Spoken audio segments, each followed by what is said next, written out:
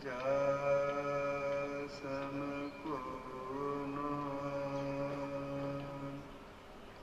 परम पुरुष होते अधिक गावै संत सुना। धन्य धन्य सतगुरु सुखदाय महिमा कही न जाय। जो कछु कहो तुम्हारी कृपा होते कछु।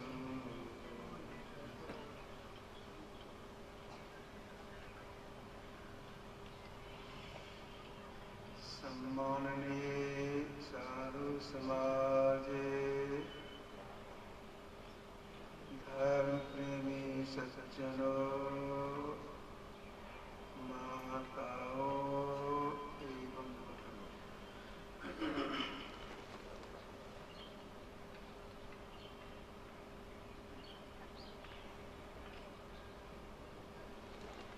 हम लोग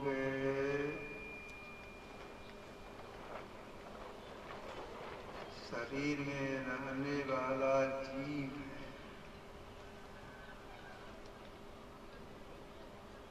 शरीर को धारण किए हैं।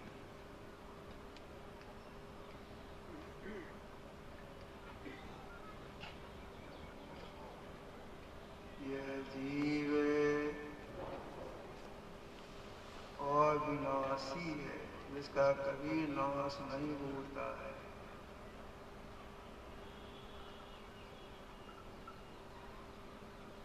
सृष्टि काल से यह जीव अनेक शरीरों को धारण करते हुए छोड़ते हुए आ रहा है। शरीर धारण करने में और छोड़ने में जीव को बड़ा कष्ट होता है।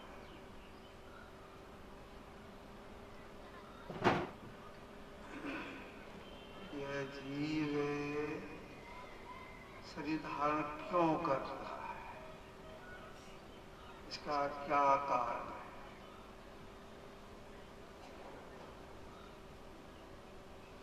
जीव के संग में ये भीतर की चार इंद्रियां, मन, बुद्धि, चित्त और अहंकार को साथ लगा दिया। इसी के चलते वासना की उत्पत्ति होती है। चार में प्रधान है मन,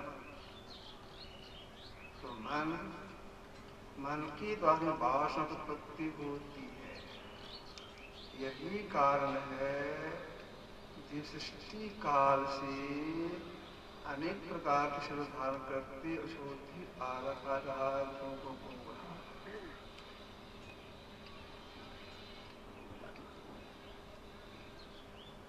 चार खानों में 84 लाख जोनियां हैं।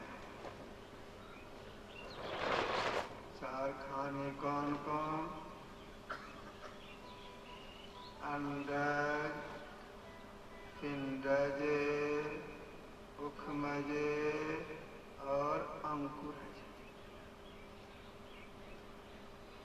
अंडज किसको कहेंगे?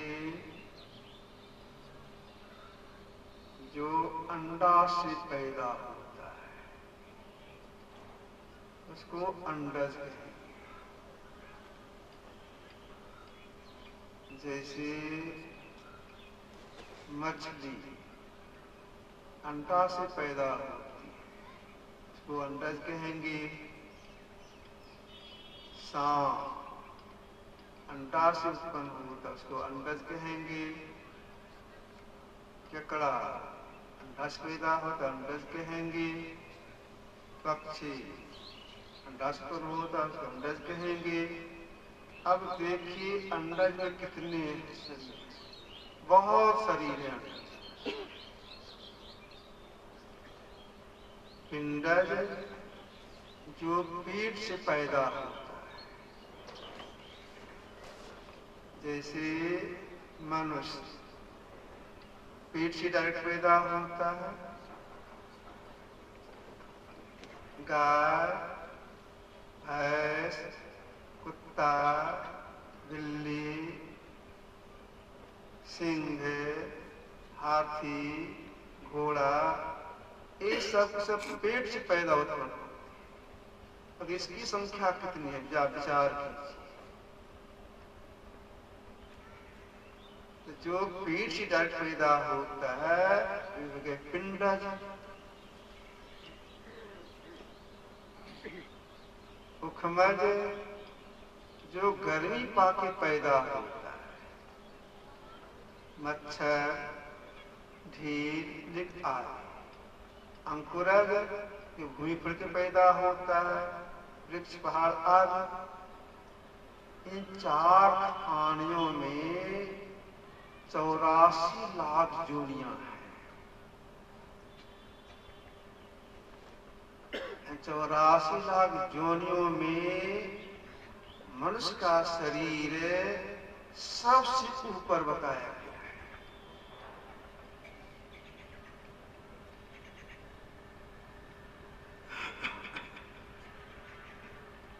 उखमज से श्रेष्ठ अंकुरज, उससे विशेष अंडज, उससे विशेष पिंडज। पिंडज में मनुष्य का शरीर सबसे ऊपर।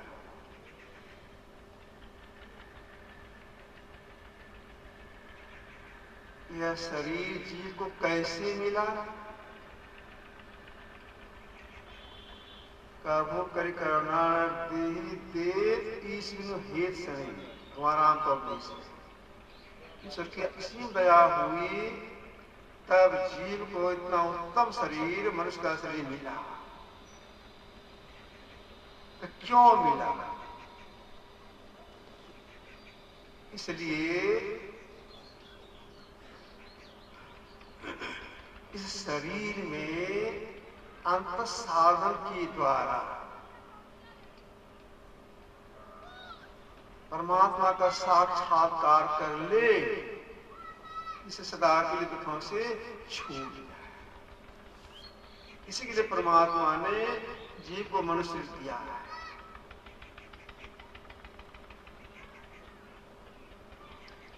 अगर कोई अंतर साधना प्रारंभ ही नहीं करती है, शरीर छूट जाता है,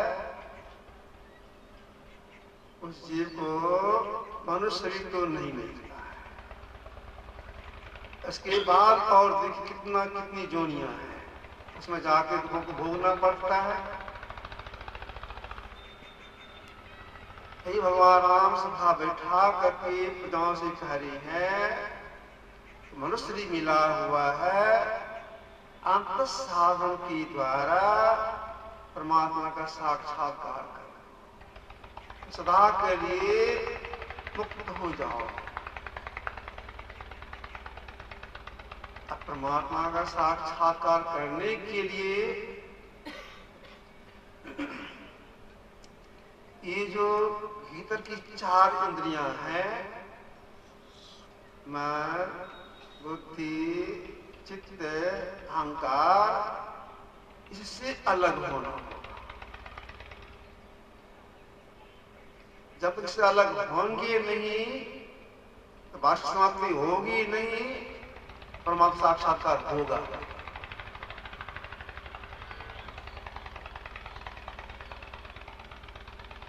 मन ही बंधन का कारण है, हमारे मोक्ष का कारण बनता है। इससे अलग हो जाएंगे, बिल्कुल अलग हो जाएंगे तो सदा के लिए तो कौन सी छूट जाएंगे। तो जिस काम के लिए परमात्मा ने शरीर दिया है, उस कामों में लग जाना चाहिए, विलंब नहीं करना चाहिए।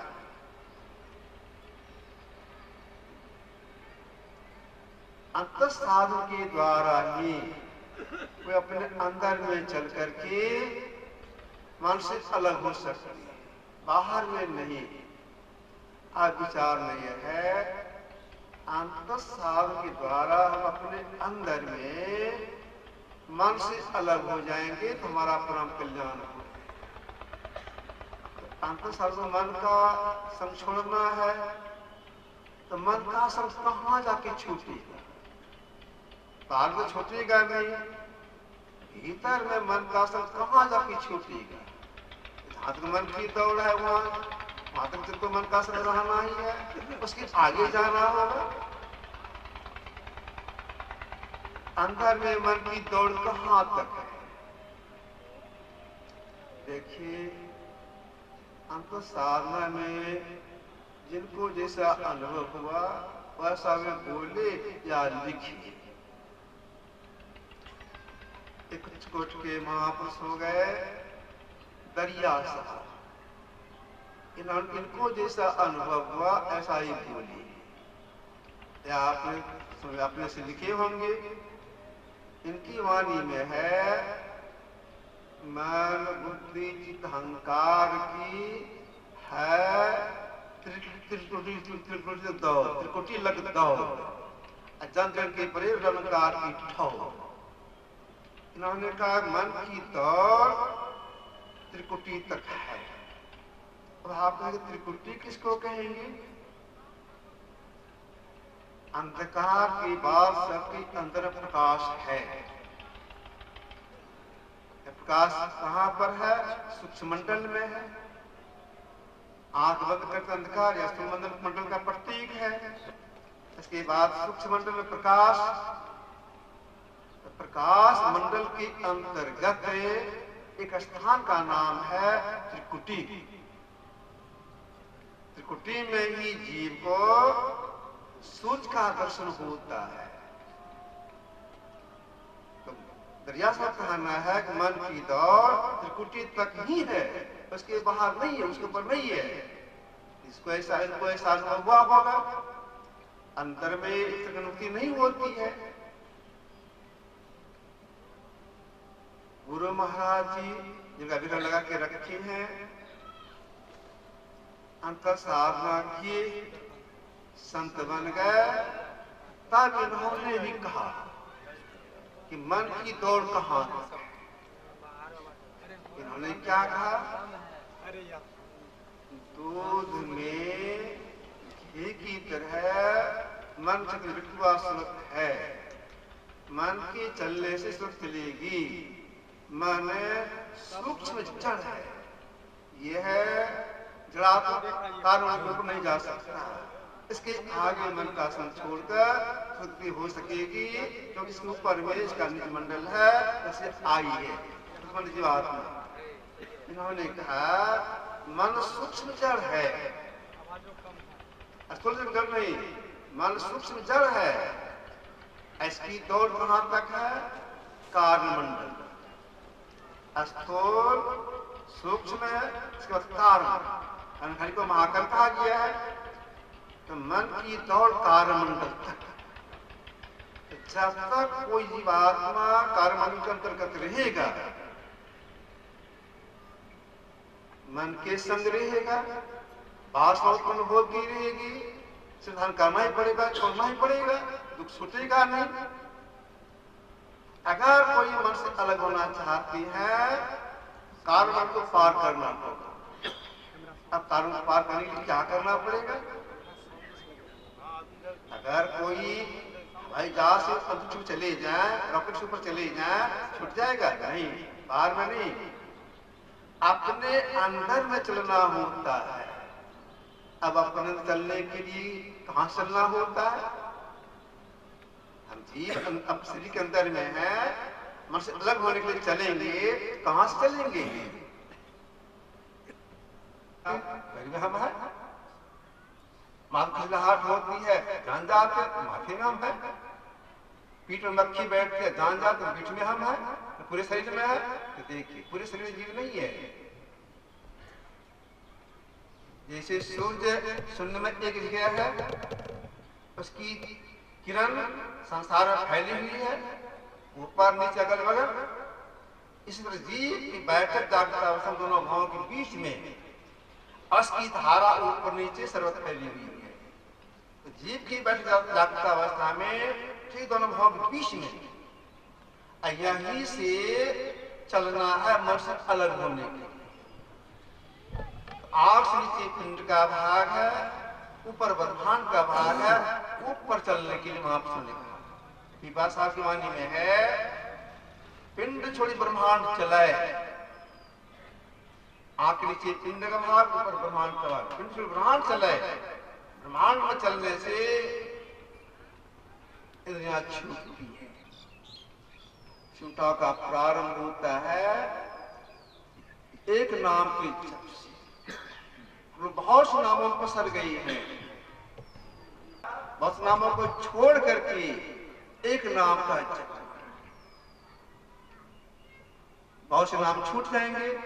अब एक नाम के जप करने में कितनी एकाग्रता चाहिए, और नाम छूट जाए, हमारा कुछ सिमटा हो जाए। हिरण्य संहिता में एक श्लोक आया है, मनो मध्य स्थितो मंत्रो, मंत्र मध्य स्थित मन मनो मत समायोगो जप इत ही धीयते। मन में मंत्र मन का समायोग हो जाए, मतलब जप करने के समय में यदि ख्याल न आने पावे हमसे जप हो जाए। अगर यह ख्याल आ गया तो टूट। इस तल्लीनता से वो जप करती है तो एकाग्रता आती है, शक्ति आगे साधना करने की। एक साधना में क्या है और स्वीकार करने के लिए गुरु जिनका ध्यान करने के लिए बता दें, उनकी रूप का ध्यान करना चाहिए। कैसे ध्यान करना चाहिए? ख्याल से। लगन कैसा रहे कि चक्षु की दृष्टि देख लेती है, जो बैठी नहीं है। कोई पक्षी अंडा देती है, अंडे पर बैठती है पक्षी, देख गर्मी पहुंचती है, तब अंडा पुष्ट होता है, उससे बच्चा होता है। लेकिन कछुई अंडे बैठती नहीं है, समीप में नहीं रहती है, जब अंडा को देख लेती है। इसके बाद पानी में उतर जाती है, पानी किनारे में नहीं रहती है, कोस और दूर चली जाता है चारा करने के लिए। और दूर चली जाने पर भी वह ख्याल से देखती है मेरा अंडा ऐसा है। जितनी धार लगी रहती अंडे में, इधर अंडा पुष्ट होता है और पुष्ट होता है और पुष्ट होता है, अंडा फूटता है, बच्चा निकलता है उसे। जिसे बच्चा निकला वहां वह बैठा नहीं रहता है, आ जाता है पानी। उसकी माँ जिधर है, कछुई जिधर है, पानी कछुई का बच्चा सीधा चलता है। क्यों? कछुई देख रही है और सीधा हाथ पकड़ करके कछुई बच्चा चलता है, जो मां पास पहुंच जाता है। ठीक ऐसे ही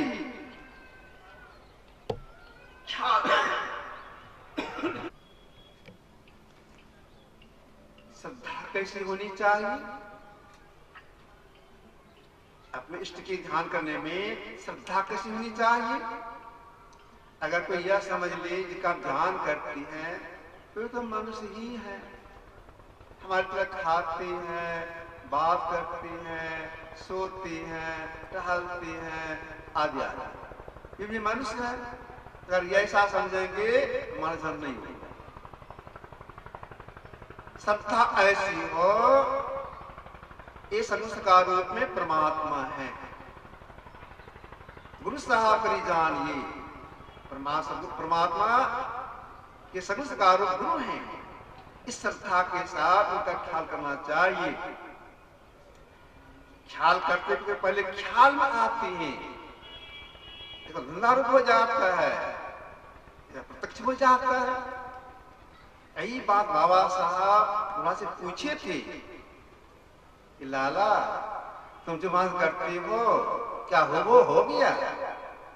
तो राजी बोले थे नहीं हजूर, कोशिश करने पर धंधा दिखाई पड़ता है। बाबा साहब बोले लाला मैंने किया वो निकाल लिया, तुम्हारा तो हुआ होता है। तो जो मानसा ठीक ठीक कर लेती है तब शक्ति आ जाती है उस साधन विशेष को करने की जिस साधन के द्वारा पिंड से ब्रह्मांड में चढ़ाई होगी। वह साधन विशेष क्या है? असल विशेष है दृश्य योग क्रिया। दृश्य योग में क्या करना पड़ता है? जहां गुरु निशाना बता दिए देखने के लिए अंधकार में, ठीक वही देखना होता है, सिमटी से देखना होता है, समय लगा के देखना होता है, टकटकी लगा के देखना होता है। जो इस तरह से इस क्लास से देखते हैं, ठीक से देखते हैं, देखते देखते जिसकी तरफ अपने आप टकरा कर एक हो जाती है। जैसे एक हो गई तो प्रणाम क्या हुआ इसका?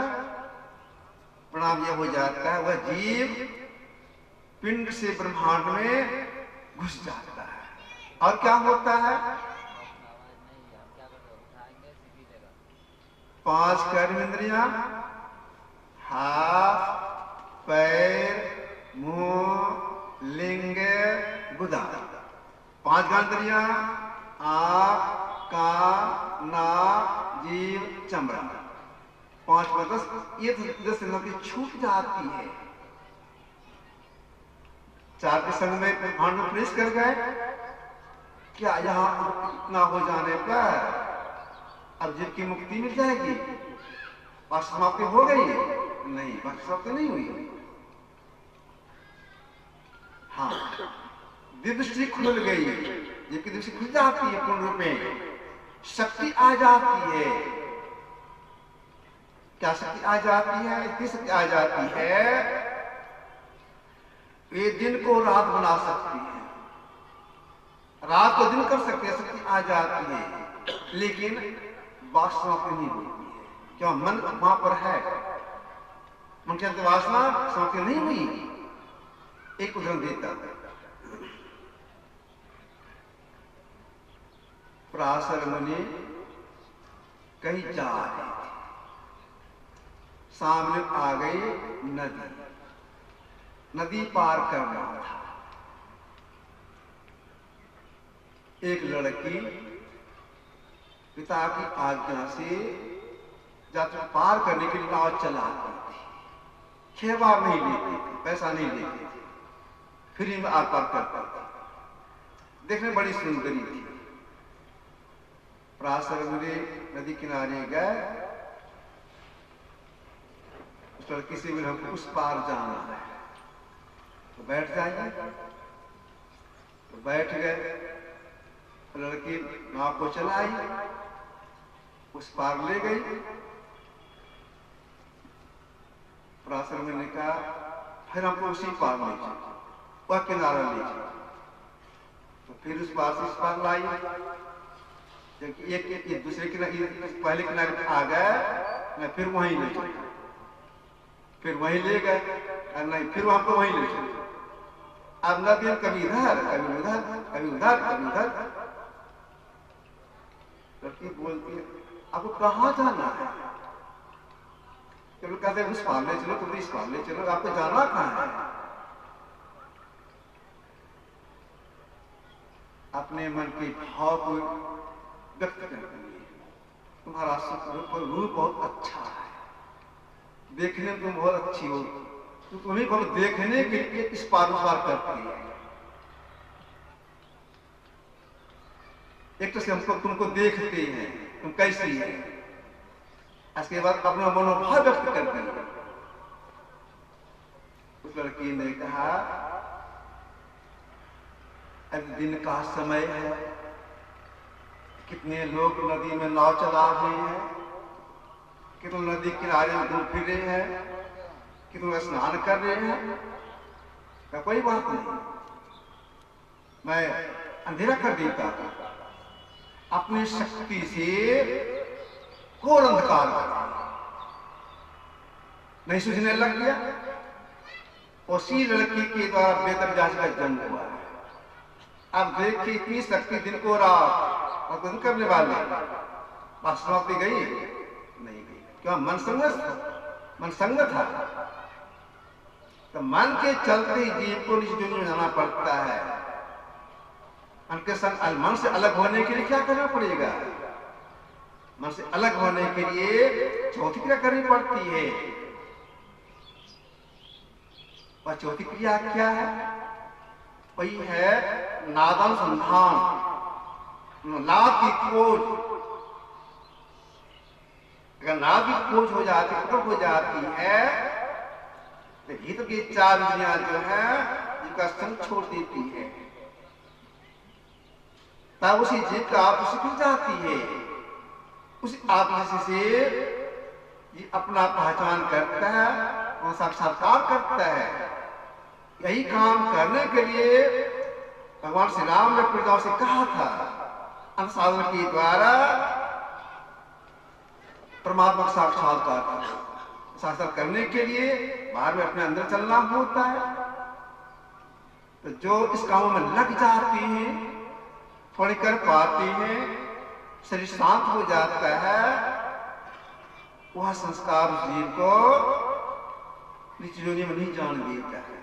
मतलब कोई साधना विधि सीखे, करने लग गए, लेकिन संयमी नहीं है। कर तो रहे हैं, संयमी नहीं है। मतलब क्या हो गया? जो जितना भोजन नहीं करना चाहते तो भोजन कर लेते हैं, जितना काम नहीं करना चाहते उतना काम कर लेते हैं, जितना नहीं सोने उतना सो लेते हैं, जितना नहीं बोलना उतना बोल लेते हैं। संयमी नहीं है। अनुभूति नहीं हुई, कर रहे समय पर कर रही है, अनुभूति नहीं हुई, शरीर छूट गया, तब क्या होगा? उस जीवात्मा अनुभूति हो जाएगी? नहीं, अनुभूति नहीं होगी। तो थोड़ा सा किए हैं, संस्कार पड़ गया, तो संस्कार शक्ति हुआ जीव शरीर छूटने के बाद स्वर्ग लोग जाता है। वो कुछ करने के लिए स्वर्ग लोग जाता है, मान सुखों को भोगता है। आजकल सब संसार में आता है, श्रीमान घर में आजोई कुल में जल लेता है। पहले थोड़ा सा किया है, वो संस्कार के चलते प्रशासन की सीखता है, करने में लग जाता है। कई जन्मों के बाद उसको प्राप्त करता है। जो प्रारंभ करते उसी की अवस्था होती है। जो प्रारंभ नहीं करते शरीर छूट जाता है, तो उस जीवात्मा ने कहा कि मनुष्य नहीं मिलेगा। शरीर क्षणभंगुर है, साधन नहीं सीखे, नहीं किए, शरीर छूट गया, शरीर को मनुष्य नहीं मिलेगा। सहजोबाई संसार में आई, इन्होंने संसार के लोगों को उपदेश देने के सिलसिले में कहा, पानी का सा बुलबुला यह तन ऐसा हो, पी मिलन को ठानिए, ना पढ़िए सो, ना पढ़े सो वह मन खा देगी। आप उन्हीं को खोज लेता नाम से नहीं, हरि को बोले जो फिरे, सहजो जीवन छार, सुखिया तभी होएगो, सुमरे गो करता। कथन परमात्मा क्या कहा इन्होंने? पानी का सा बुलबुला यह तन ऐसा हो। शरीर कैसा है? पन बुलबुली के समान है। बरसात के मौसम में जब वर्षा प्रारंभ होता हम लोग देखते हैं, बुलबुला उत्पन्न होता है, फोका पहिया बनता है, फूटता है, बनता है, फूटता है। ठीक इसे समझना चाहिए। अगर समझ कर नहीं सीखे, नहीं कैसे शांत हो गया, तो बड़े बड़े खा देगी, मनुष्य नहीं मिलेगा। अब मनुष्य नहीं मिलेगा तो कहां जाना होगा? मनुष्य शरीर तो पिंडज है। अब ये पिंडज ही में कई कैटेगरी है, भैंस है, गाय है, बकरी है, गीदड़ है, सिंह है, भालू है। अब उसी में अगर जाना अपने पिंडजे में कितना कष्ट होगा। एकदम मनुष्य है, साधन नहीं सीखे, शरीर छूट गया, चले गीदड़ जोड़ने में कितना कष्ट होगा।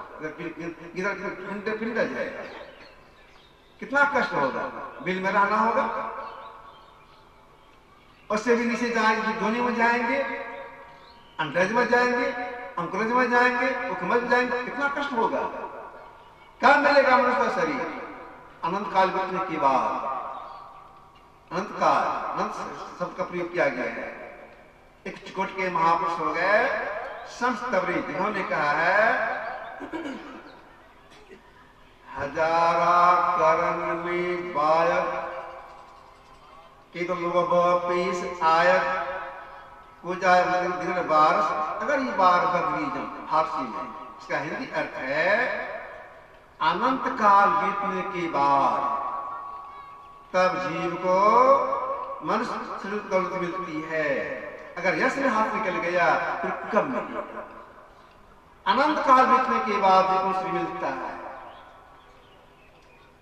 अनंत काल के बीच जो नहीं जाए, इसके लिए अभी सचेत हो जाना चाहिए। साधना करने में लग जाना, विलंब नहीं करना चाहिए। जो विलंब करते हैं, आलस करते हैं, जीवात्मा को जन्म कष्ट पछताना पड़ता है। तो साधना क्या है? भक्ति है। भक्ति क्या है? उस जाने की सीढ़ी है। अब आरती गायन होगा, संजय जी करें। आरती संग सतगुरु के कीज, अंतर ज्योत होत लख लीजे, पांच तत्वत अग्नि जराई दीजे, गगनता लरवि शशि फल फूला, मूल कपूर कलश धरनी, जय अक्षत नवता रे मुक्ता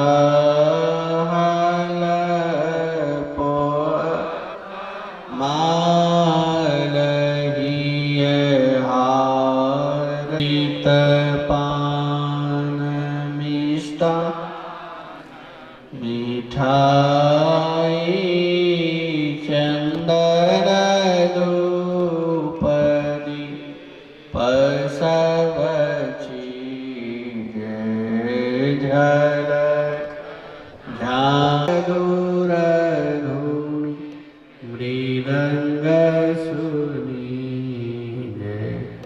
सर्व सुगंध उरी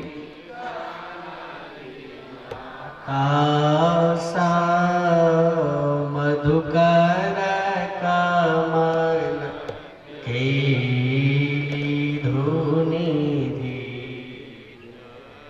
निर्मल ज्योत जरत घट माही, देखा दृष्टि दोष सब चीज, आधर धार अमृत आवे, सतमत द्वार अमर रस बीज, पी पी होय सुरत मत वाली, चरि चरि हमीर सरी, कोट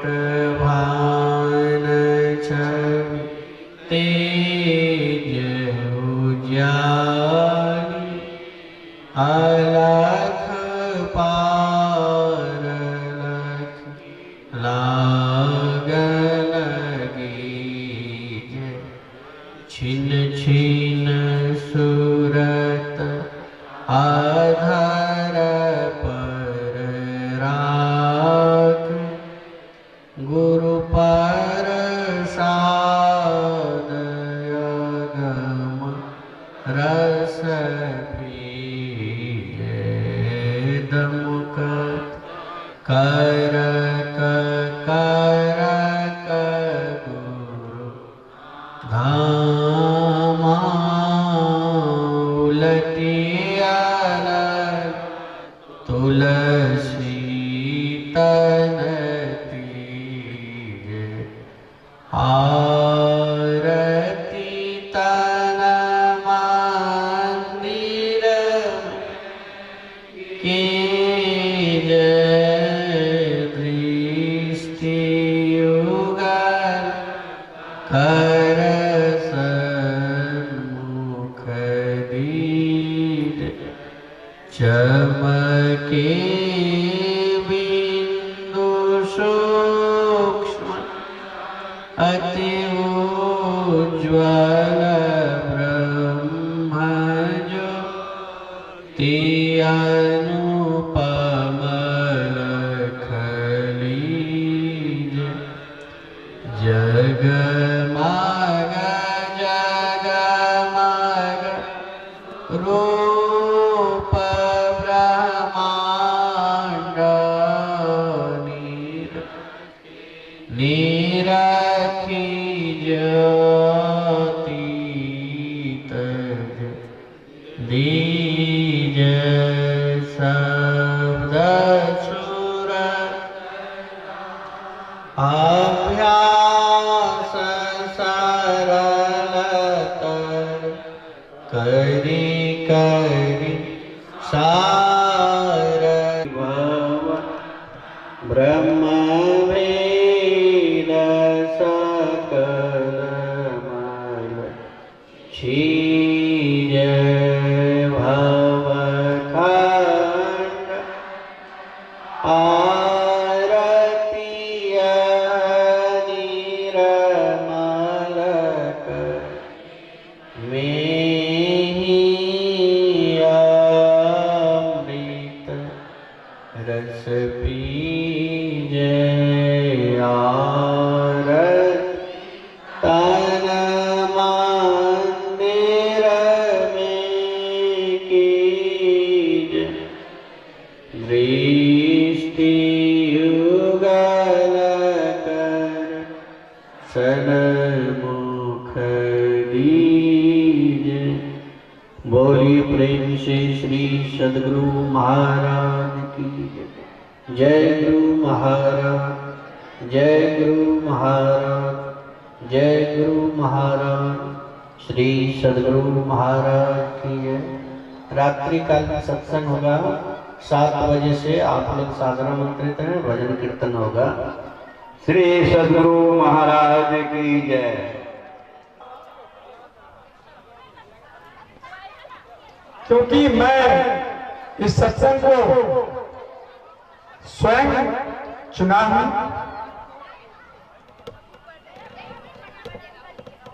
और इस सत्संग को मैं झंडा उठाया।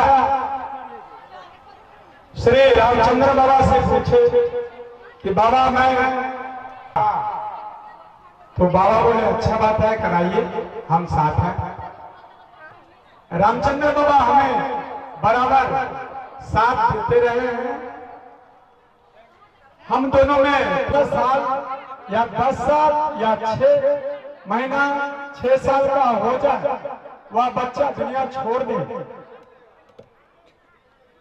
तो उस माँ और पिता को क्या कष्ट होता है तो आप लोग समझ सकते हैं। मैं नहीं जानता हूं। मेरी माँ गुरु महाराज से, मेरे नाना भी कबीर साहब में थे, दुद्धा वैष्णव थे, मेरी माँ भी दुद्धा वैष्णव थी। मेरा ग्राम सौरा गद्दी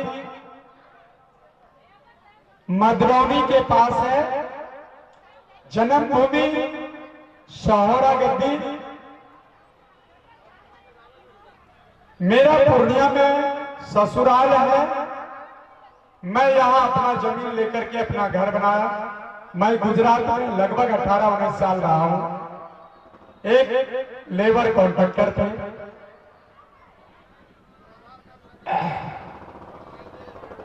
तो यह सत्संग मेरी माँ गुरु महाराज से कहे कि हे गुरु महाराज, यह जो बच्चा जन्म लेगा मैं आपके आश्रम में आपको दान कर दूंगा, इसको आप संसार में रहने दें। मेरी माँ को जब मैं 6 महीने के बाद जब हम संसार में आए,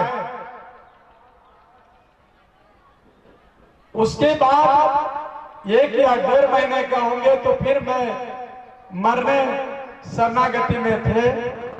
माँ एक सपना देखी कि कोई वृद्धा औरत सफेद साड़ी में हमें नदी में डिबो रहा है। तो माँ को याद आ गया कि यह भी बच्चा मेरा संसार में नहीं रहे। तो मेरी माँ भर सुबह गर्मी के दिन में सुबह ही जैसे उठे और हमें गोद में लेकर के चल पड़े। वह 4 गर्मी धूप में जा रहे थे तो एक साधु विष्टि पहने हुए, विभूति रमाए हुए, कमंडल हाथ में लिए हुए, छड़ी लिए हुए माँ के आगे प्रकट हो गए। बोला, हे माई, हे बहन, तू कहाँ जा रही है? मेरी माँ कहती है कि बाबा, यह बच्चा गुरु महाराज को दान कर दिए गए हैं, लेकिन यह बच्चा रहने वाला नहीं है, यह भी बच्चा मेरा संसार से चला गया। तो वह साधु ने कहा, हे बहन, तुम गुरु महाराज को दान कर दिए हो, यह बच्चा तो गुरु महाराज का पुत्र है, ये तुम्हारा नहीं है। तुमको विश्वास नहीं रहा, तुम जा रहे हो, जाओ, तुम वापस जाओ। तुम उस गुरु महाराज को दान किए हो, यह बच्चा संसार में रहेगा। और मेरी माँ को कमंडल में से भस्म दे दिए।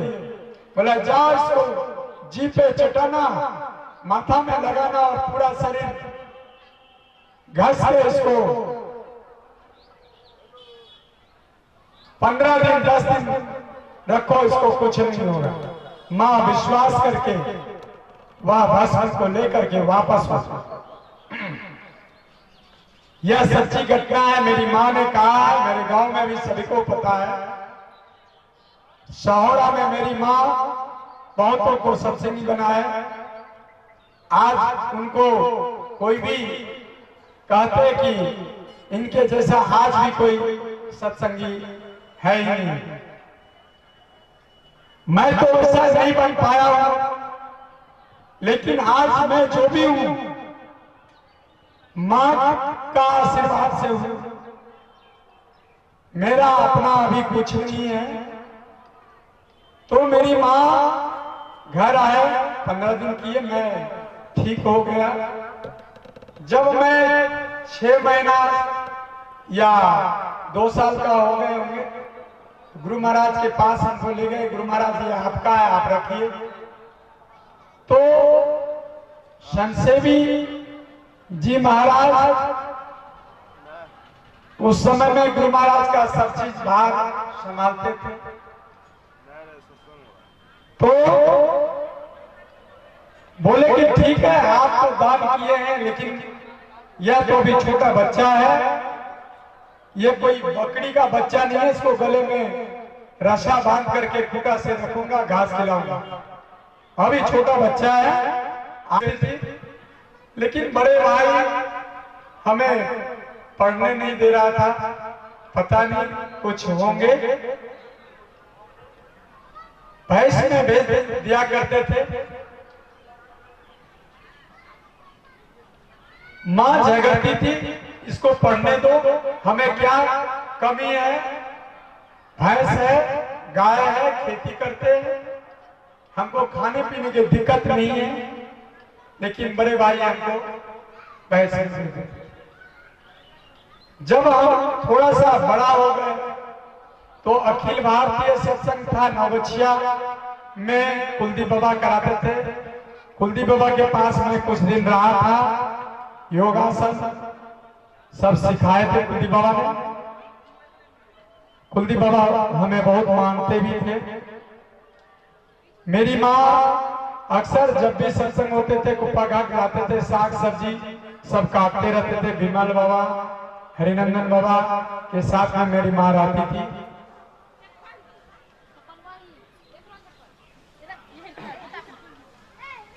उसके बाद में जब फिर गए दिल्ली, अखिल भारतीय सत्संग था पहला भवानीपुर नवगछिया संतमत सत्संग में।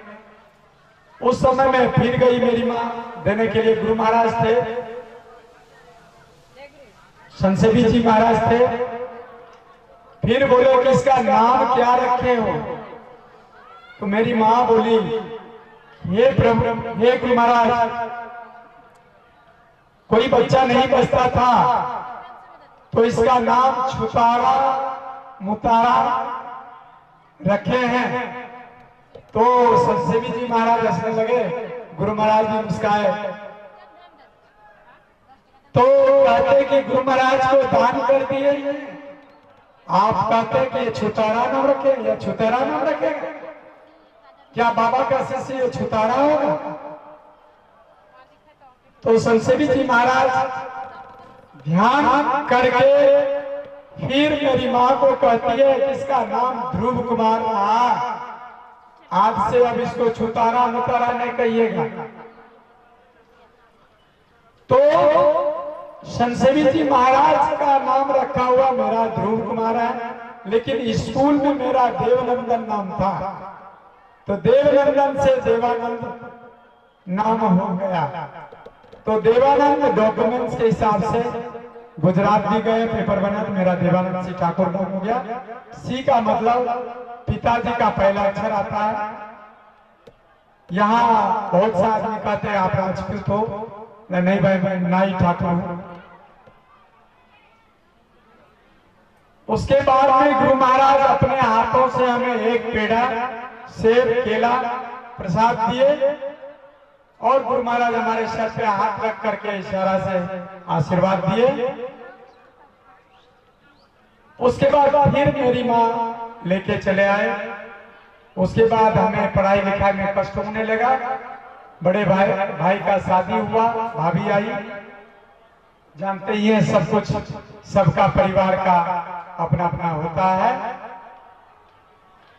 तो हमें पढ़ाई में दिक्कत होने लगा, खर्चा में दिक्कत होने लगा। मैं गुरु महाराज की दया से मैं मूर्ति बनाना चालू कर दिया गांव में। सरस्वती पूजा का जो मूर्ति होता है, मैं कोई सीखा नहीं था, गुरु महाराज का वरदान से अपना बनाना चालू कर दिया। मास्टर साहब देखे, बोला अरे तुम देवानंद मूर्ति बनाते हो? तो बाबा मैं पहली बार बनाया हूँ, हाथ भी उल्टा पुल्टा हो गया था, दाहिना हाथ नीचे होना चाहिए, दाहिना हाथ ऊपर हो गया था, बायां हाथ बिना पे नीचे हो गया। बोला कोई बात नहीं, जो बनाया हो चलेगा, यही मूर्ति तुम स्कूल में दो। और हमारे साहब बाईसी नगरा का था और वैष्णव थे, वह लहसुन प्याज भी नहीं खाते थे, सत्यनारायण भगवान का पूजा भी करते थे। वो हमको बहुत मानने लगे थे, बहुत मानते थे। उसके बाद में वह सरस्वती